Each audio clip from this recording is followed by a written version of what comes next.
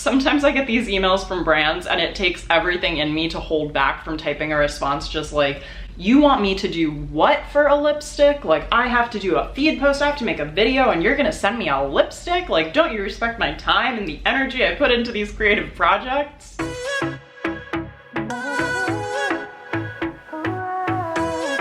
Hey everyone, and welcome back to my channel, or welcome if you're new here. My name is Austin and I am a beauty and style content creator based here in New York City. Today I wanted to make a video about how to respond to collaboration requests as a creator. I often get the question, like a brand reached out to me and I'm not sure where to go from here. Maybe they're offering me product, but I would prefer to be paid, or maybe I want to start working together to build that relationship with them, and I just want to make sure I'm setting myself up for success in my email replies. I want to go over a couple of ideas for how to respond to a brand if they can pay you to kind of set yourself up for negotiations, how to reply to a brand if they can't pay you, and if you want to continue working with them or hopefully do something paid with them in the future. And I also want to talk about a couple of ways to tell if a brand collaboration is truly legit or not. If you're new around here, please don't forget to subscribe to my channel. I put out new videos every Sunday with tips for beauty and fashion content creators, as well as beauty product reviews. So if that sounds like you, hit the red button down below to stick around. Don't forget to give this video a thumbs up if you like it or you learned something new.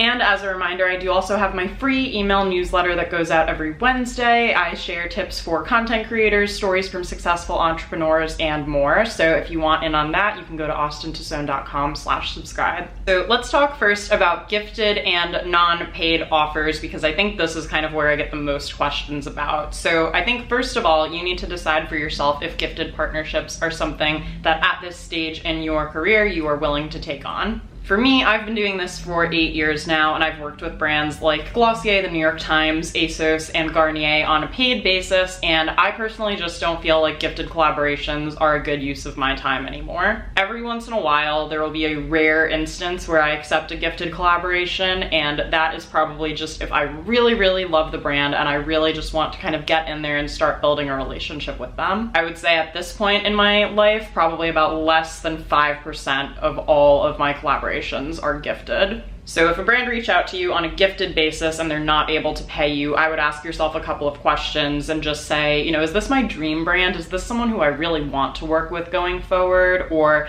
will working with this brand help me potentially get offers from other brands in the future? And you could also think about if they are offering to gift you an item that maybe you wouldn't purchase yourself. So maybe they want to gift you a new camera, or maybe they want to gift you a couch or something like that, and it's a high kind of price point item. If that in itself is worth the cost of the work for the brand campaign, that might be another reason you want to accept a gifted partnership. So let's go over how you could respond to two different scenarios. The first one being they've reached out, they can't pay you, and you kind of have looked it over and feel like at this time it's not worth it to move forward. If this is a brand that you still want to work with, I always default back to the same response to brands, and I say, thank you so much for your interest in a collaboration with me. At this time, I don't have the bandwidth to accommodate unpaid collaborations, but if you ever have, any budget updates or want to circle back next quarter, I'd love to discuss something then. I'll be so honest right now. Sometimes I get these emails from brands and it takes everything in me to hold back from typing a response just like, you want me to do what for a lipstick? Like, I have to do a feed post, I have to make a video, and you're gonna send me a lipstick? Like, don't you respect my time and the energy I put into these creative projects? As tempting as it can be to go off on that, if you want to keep the relationship with the brand, I do recommend being professional, and also realize that the person who's sending you the email may not be the final decision maker about whether they have budget or not. So there's no need to really unload on anyone like that in my opinion, but just so you know my feelings on it, that is how I feel. So now let's say they can't pay you, but you do want to move forward and you think that this is a brand that you could build a relationship with, or that could lead to other opportunities, or again, that the price of the product that you're being gifted kind of cancels out feeling bad or salty about them not being able to pay you otherwise. I would write back and say something like, you know what, I do love this brand so much and I understand you don't have a budget, so I am willing to waive my current fee for this first collaboration together, but for any future collaborations, I would really appreciate if we could consider my fee and find a way to make that work. If it just ends up being a one-off collaboration, then whatever, you agreed to do it gifted, but that way at least, like, if they want to work together in the future or if you really blow them away, now you've just proven that you've done such a great job and that you are worth your rate going forward. I would also say for gifted campaigns, you know, think about the amount of instructions or guidance that the brand is giving you. So if they are giving you 1,000,001 instructions for a gifted campaign, that to me is kind of a red flag that they don't really want you and your creativity, that they kind of just want content produced exactly how they want it to. So I would kind of just take a look and ask to see any requirements for the collaboration. You know, I think that there are certain requests that make total sense, like please make sure it's shot in nice light and that the photos are clear and that they're high res or whatever it is. But if they're suddenly giving you 1,000,000 like kind of micromanagey creative directions, I would maybe think about whether or not that is worth your time to do unpaid. If you want any more info on my thoughts on kind of all different types of brand collaborations and how you can work with brands, I do have this video right here on my channel that I will link down below in case you want to check it out after this one. Now, let's talk about how you should reply if a brand is offering to pay you. First of all, round of applause for yourself. I mean, a brand reaching out to pay you for content is an incredible accomplishment and you should really just be excited and proud of that. I think one thing I like to do when I receive a collaboration request from a brand is to write them back and kind of remind them of what they probably already know, which is that I'm a great fit to work together on a paid campaign. So for example, if a beauty brand reached out to me and said that, you know, we're going into holiday season and they wanted to, you know, find a creative way to showcase a red lipstick of theirs, I could say, you know, I was actually just having conversations with my followers on Instagram and talking about how we don't really know what we're going to do this holiday season or if things will still be the same, especially given everything happening in 2020. So I think this is actually a great opportunity for me to show your product as a solution to their problems of not knowing what to do for holiday makeup.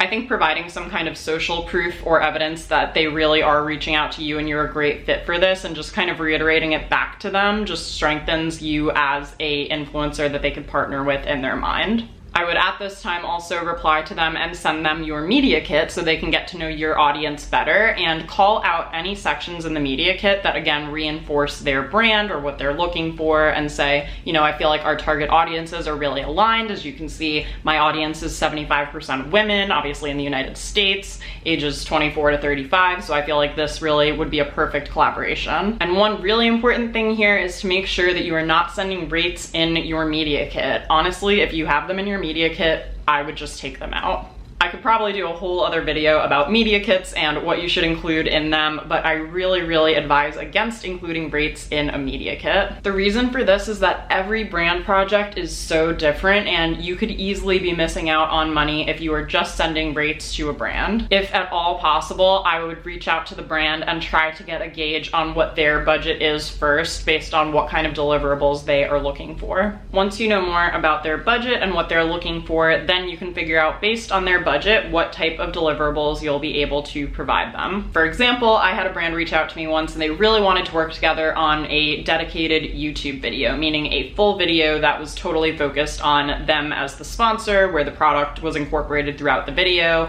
And to the surprise of probably no one, YouTube is my highest priced deliverable that I offer because video takes the most time and effort to create. So they wrote back to me and said that their budget was actually X instead of Y, which was what I was going to be charging for a YouTube video, but I realized that their budget was more in line with my rate for Instagram stories. And I said, hey, you know, if you want, for that money, I can do 3 to 5 Instagram stories about your brand or product. And we ended up being able to move forward with just an Instagram story partnership. I think that worked out well because I still got to work with the brand, showcase what I was able to do and give them, you know, great content that they paid for. And now they know going forward what the expectations and the budget is for a video on my YouTube channel. So I don't have to justify my rates later on or try to explain why they are the way that they are. We've kind of already gotten that out of the way. If you want to learn the 8 different factors that can drive up the price of a brand deal or collaboration, I did this video a couple of weeks ago explaining all of those things, and it'll help you negotiate higher rates from brands. So I would definitely suggest checking that one out.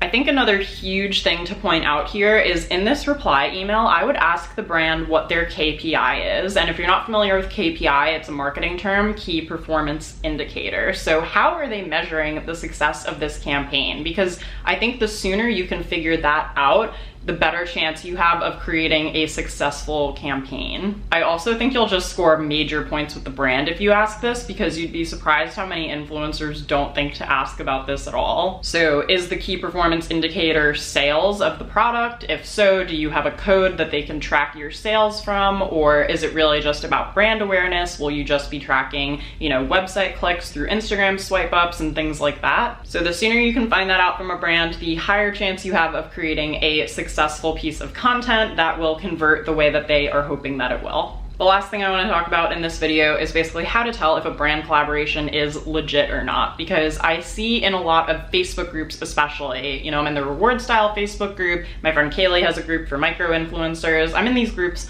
all the time, and so often I see screenshots from an Instagram DM, from a brand that reached out to a creator, and creators asking, is this for real? Is this legit or is this a scam? And by scam, I don't mean like you're gonna get money stolen from you. I guess I just mean that you are going to end up putting a lot of work into something that's going to have absolutely no return, and that they're kind of just looking for mass content as opposed to quality content with a purpose. So as an example, you might see on Instagram, that people get comments saying like, DM this account to collab, or DM our main page, and those spammy comments are so irritating, and 9 times out of 10, I would say those are not worth your time. They might call it like a paid collaboration, but what it might actually be is an affiliate partnership where you might make a small commission if you sell a certain amount of the product, and you might get a code to kind of track that. Again, there's nothing wrong with it, but I just want to clarify that that is not a paid brand collaboration, and that is a lot of work for often a little bit of payoff.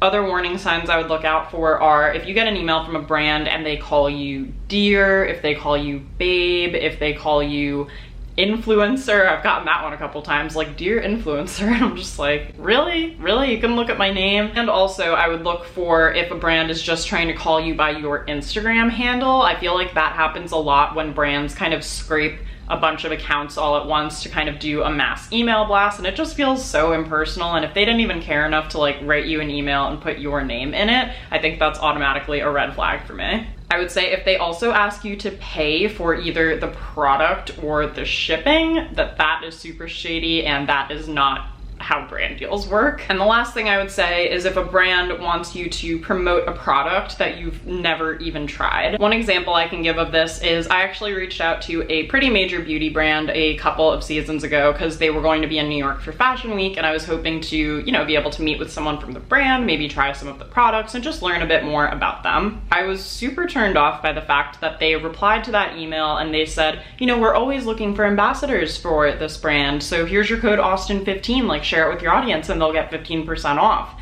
And they hadn't even sent me product yet, they hadn't asked me about my skin type, and I hadn't tried the product, and I was so shocked that they already had like a code set up for me just for me to go out there and start talking about it when I've never even tried it before. So anyway, those are a couple of red flags to watch out for. If it feels weird to you, if you feel like it's impersonal, it's probably not really worth your time to pursue. All right, everyone, and that wraps up my thoughts on how to reply to brand collaboration offers as a creator. I hope this gives you confidence when you are talking to brands and that you learned something new from today's video.